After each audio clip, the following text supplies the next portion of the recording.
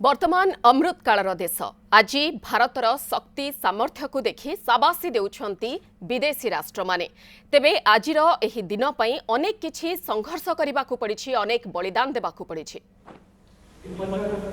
रक्षा सचिव और GOC Delhi area lieutenant general Bhavnish Kumar, भव्यता बढ़ती हुई आगमन हो रहा है दुनिया के सबसे बड़े लोकतंत्र के प्रधानमंत्री श्री नरेंद्र मोदी का।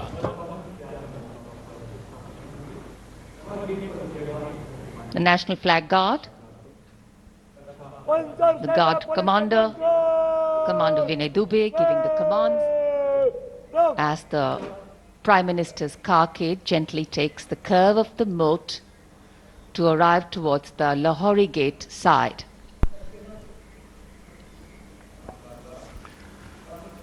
माननीय प्रधानमंत्री श्री नरेंद्र मोदी का आगमन हो रहा है।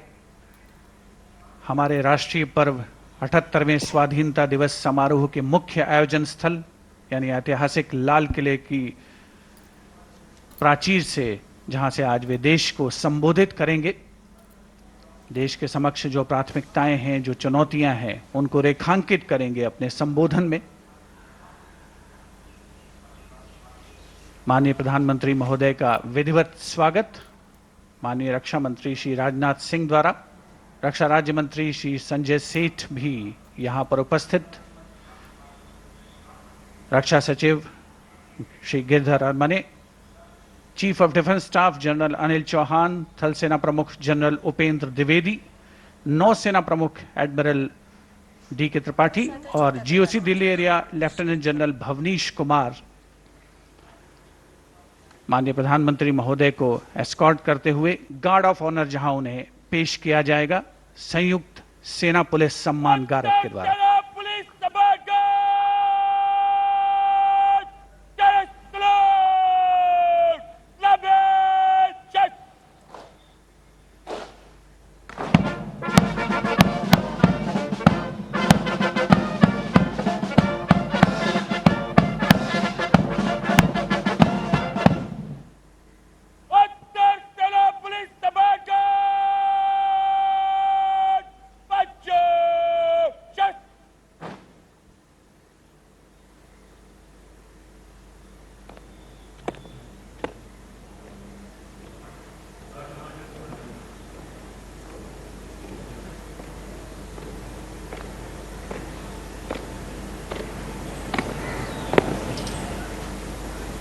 सेना पुलिस समारकर आपके निरीक्षण के लिए तैयार है श्रीमान। Commander Arun Kumar Mehta informing the Prime Minister that the Guard is ready for inspection and requesting him to do the inspection.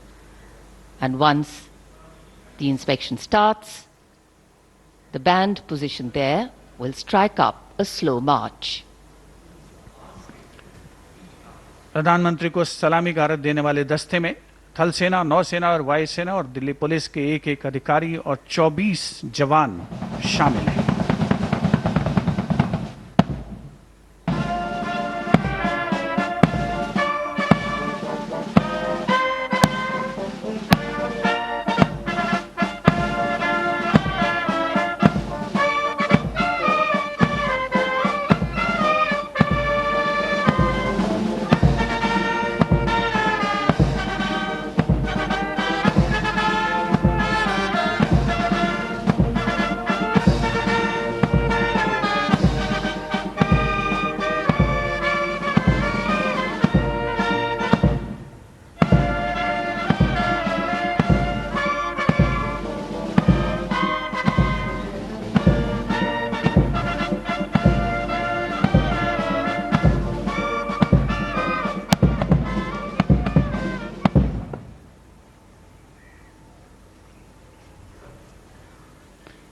The inspection of the Guard of Honor complete, the Prime Minister will now move towards the ramparts of the Red Fort, passing through the Lahore Gate, or the Lahori Gate as it is used in common parlance.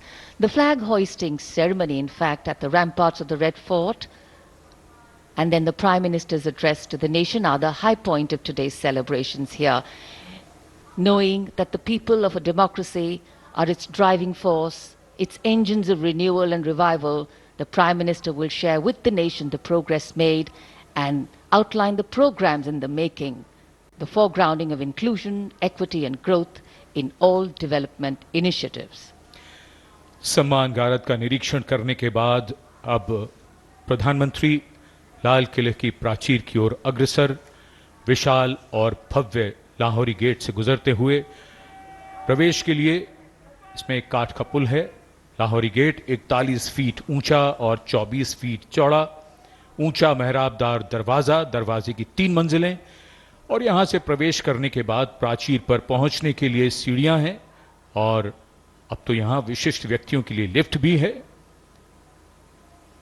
Shahjahan ने जब लाल किला बनवाया था तब यहां यह प्राचीर नहीं थी, इसे बाद में औरंगजेब ने बनवाया। इसी दरवाजे के ऊपर प्राचीर पर पहली बार सन 1947 में भारत का राष्ट्रीय ध्वज, हमारा प्यारा तिरंगा फहराया गया था 16 अगस्त 1947 को।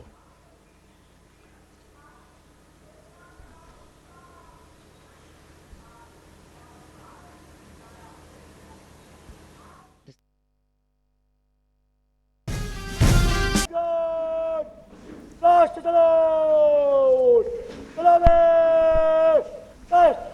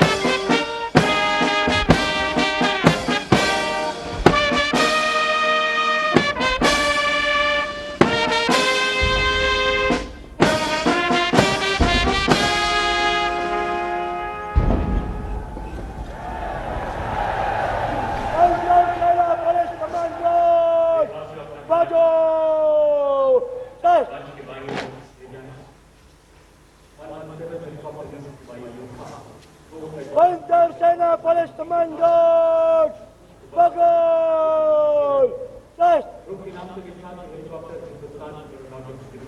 Panzer Sena Police Commando, Bye चले गो, Bye, Bye. Panzer Sena Police Commando, राष्ट्रीय ध्वज फहराया गया है और राष्ट्रीय ध्वज गार्ड के जवान इस समय लाल किले की प्राचीर के सामने से प्रस्थान कर रहे हैं और यहाँ पर वायु विचरण करते हुए नजर आ रहे हैं 2 advance light helicopter line astern formation में, जहाँ पर विंग कमांडर अंबर अग्रवाल और विंग कमांडर राहुल नैनवाल पुष्प वर्षा कर रहे हैं उपस्थित जन समूह पर। मन में फूल खिल रहे हैं और आकाश से भी पुष्प वर्षा हो रही है और भारत मना रहा है अपना स्वाधीनता दिवस। उत्सुकता बढ़ती हुई उस अवसर के लिए जिसकी प्रतीक्षा वर्ष भर रहती है। As freedom reigns supreme, well, so does the rain and so do the flowers. National Flag Guard marching off, away. They'll come back towards the closure of the program.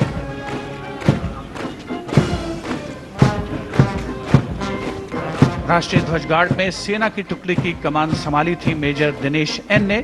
नौसेना की टुकड़ी की कमान संभाल रहे थे लेफ्टिनेंट कमांडर सचिन धनखड़ और वायुसेना की टुकड़ी की कमान संभाली स्क्वाड्रन लीडर CS श्रवण देवैया ने।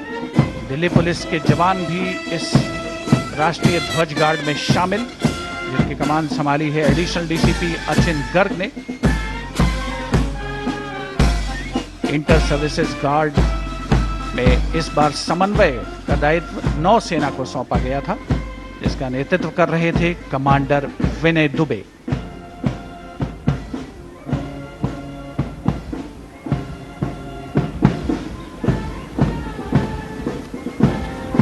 उपस्थित जनसमूह प्रसन्न है, आह्लादित है और प्रतीक्षारत माननीय प्रधानमंत्री महोदय के संबोधन की।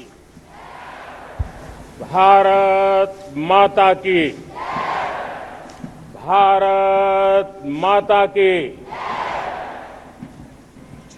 मेरे प्यारे देशवासियों, मेरे परिवारजन, आज वो शुभ घड़ी है जब हम देश के लिए मर मिटने वाले, देश की आजादी के लिए अपना जीवन समर्पित करने वाले, आजीवन संघर्ष करने वाले, फांसी के तख्त पर चढ़कर के भारत मां की जय के नारे लगाने वाले अनगिनत आजादी के दीवानों को नमन करने का ये पर्व है, उनका पुण्य स्मरण करने का पर्व है। आजादी के दीवानों ने आज हमें आजादी के इस पर्व में स्वतंत्रता की सांस लेने के लिए सौभाग्य दिया है। यह देश उनका ऋणी है। ऐसे हर महापुरुष के प्रति हम अपना श्रद्धा भाव व्यक्त करते हैं। मेरे प्यारे देशवासियों, आज जो महानुभाव राष्ट्र रक्षा के लिए और राष्ट्र निर्माण के लिए पूरी लगन से, पूरी प्रतिबद्धता के साथ देश की रक्षा भी कर रहे हैं, देश को नई ऊंचाई पर ले जाने का प्रयास भी कर रहे हैं। चाहे वो हमारा किसान हो, हमारा जवान हो, हमारे नौजवानों का हौसला हो, हमारी माताओं बहनों का योगदान हो, दलित हो, पीड़ित हो, शोषित हो, वंचित हो, अभावों के बीच भी स्वतंत्रता के प्रति उसकी निष्ठा, लोकतंत्र के प्रति उसकी श्रद्धा, ये पूरे विश्व के लिए एक प्रेरक घटना है। मैं आज ऐसे सभी को आदरपूर्वक नमन करता हूं।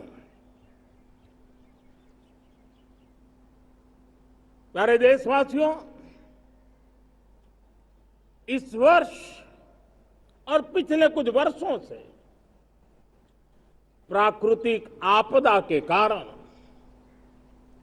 हम सबकी चिंता बढ़ती चली जा रही है। प्राकृतिक आपदा में अनेक लोगों ने अपने परिवारजन खोए हैं, संपत्ति खोई है, राष्ट्र ने भी पारावार नुकसान भोगा है। मैं आज उन सब के प्रति अपनी संवेदना व्यक्त करता हूं और मैं उन्हें विश्वास दिलाता हूं कि यह देश इस संकट की घड़ी में उन सब के साथ खड़ा है। मेरे प्यारे देशवासियों, हम जरा आजादी के पहले के वो दिन याद करें।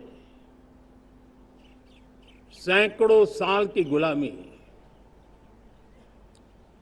हर कालखंड संघर्ष का रहा। युवा हो, बुजुर्ग हो, किसान हो, महिला हो, आदिवासी हो, उन्होंने गुलामी के खिलाफ जंग लड़ते रहे,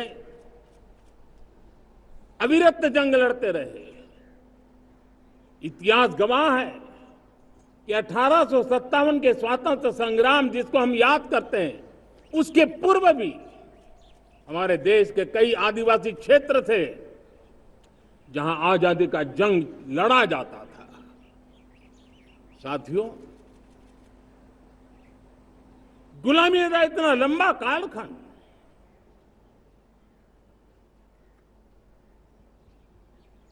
जुल्मी शासक, अपरंपार यातनाएं, सामान्य से सामान्य मानवीयों का विश्वास तोड़ने की हर तरकीब है। उसके बावजूद भी उस समय की जनसंख्या के हिसाब से करीब 40 करोड़ देशवासी आजादी के पूर्व 40 करोड़ देशवासियों ने वो जज्बा दिखाया, वो सामर्थ्य दिखाया, वो एक सपना लेकर के चले, एक संकल्प लेकर के चलते रहे, जूझते रहे। एक ही स्वर था, वंदे मातरम। एक ही सपना था, भारत की आजादी का। 40 करोड़ देशवासियों ने, और हमें गर्व है कि हमारी रगों में उन्हीं का खून है। वो हमारे पूर्वज थे। सिर्फ 40 करोड़ लोगों ने दुनिया की महासत्ता को उखाड़ करके फेंक दिया था, गुलामी की जंजीरों को तोड़ दिया था। अगर हमारे पूर्वज, जिनका खून हमारी रगों में है, आज हम तो 140 करोड़ है। अगर 40 करोड़ गुलामी की बेड़ियों को तोड़ सकते हैं, अगर 40 करोड़ आजादी के सपने को पूर्ण कर सकते हैं, आजादी लेकर के रह सकते हैं, तो 140 करोड़ देश के मेरे नागरिक, 140 करोड़ मेरे परिवारजन अगर संकल्प लेकर के चल पड़ते हैं, एक दिशा निर्धारित करके चल पड़ते हैं, कदम से कदम मिलाकर, कंधे से कंधा मिलाकर अगर चल पड़ते हैं, तो चुनौतियां कितनी भी क्यों ना हो, अभाव की मात्रा कितनी ही तीव्र क्यों ना हो, संसाधनों के लिए जूझने की नौबत हो तो भी हर चुनौती को पार करते हुए हम समृद्ध भारत बना सकते हैं। हम 2047 विकसित भारत का लक्ष्य प्राप्त कर सकते हैं। अगर 40 करोड़ देशवासी अपने पुरुषार्थ से, अपने समर्पण से, अपने त्याग से, अपने बलिदान से आजादी दे सकते हैं, आजाद भारत बना सकते हैं, तो 140 करोड़ देशवासी उसी भाव से समृद्ध भारत भी बना सकते हैं। साथियों, वो एक समय था जब लोग देश के लिए मरने के लिए प्रतिबद्ध थे और आजादी मिली थी। आज ये समय है देश के लिए जीने की प्रतिबद्धता का। अगर देश के लिए मरने की प्रतिबद्धता आजादी दिला सकती है, तो देश के लिए जीने की प्रतिबद्धता समृद्ध भारत भी बना सकती है।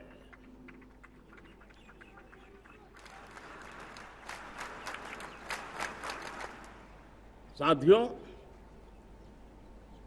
विकसित भारत 2047 ये सिर्फ भाषण के शब्द नहीं है। इसके पीछे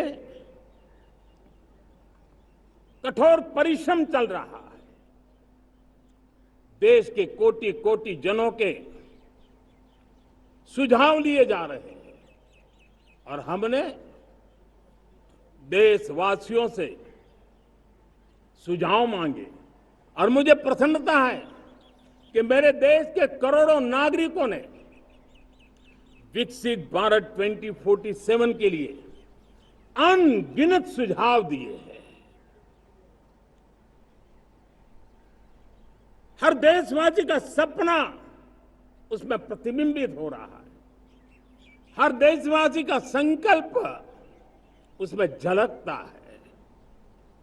युवा हो, बुजुर्ग हो, गांव के लोग हो, शहर के लोग हो, किसान हो, कामदार हो, दलित हो, आदिवासी हो, पहाड़ों में रहने वाले लोग हो, जंगल में रहने वाले लोग हो, शहरों में रहने वाले लोग हैं। हर किसी ने 2047 में जब देश आजादी का 100 साल मनाएगा तब तक विकसित भारत के लिए अनमोल सुझाव दिए हैं। और मैं जब इन सुझावों को देखता था मेरा मन प्रसन्न हो रहा था। उन्होंने क्या लिखा? कुछ लोगों ने कहा कि दुनिया का स्किल कैपिटल बनाने का सुझाव हमारे सामने रखा। 2047 विकसित भारत के लिए कुछ लोगों ने भारत को मैन्युफैक्चरिंग का ग्लोबल हब बनाने के लिए सुझाव दिया। कुछ लोगों ने भारत की हमारी यूनिवर्सिटीज ग्लोबल बने इसके लिए सुझाव दिया। कुछ लोगों ने यह भी कहा कि क्या आजादी के इतने सालों के बाद हमारा मीडिया ग्लोबल नहीं होना चाहिए। कुछ लोगों ने यह भी कहा कि हमारा स्किल्ड युवा विश्व की पहली पसंद बनना चाहिए। कुछ लोगों ने सुझाव दिया भारत को जल्द से जल्द जीवन के हर क्षेत्र में आत्मनिर्भर बनना चाहिए। कई लोगों ने सुझाव दिया कि हमारे किसान जो मोटा अनाज पैदा करते हैं, जिसको हम श्री अन्न कहते हैं, उस सुपर फूड को दुनिया के हर डाइनिंग टेबल पर पहुंचाना है। हमें विश्व के पोषण को भी बल देना है और भारत के छोटे किसानों को भी मजबूती देनी है। कई लोगों ने सुझाव दिया कि देश में स्थानीय स्वराज की संस्थाओं से लेकर के अनेक इकाइयां हैं, उन सब में गवर्नेंस के रिफॉर्म की बहुत जरूरत है।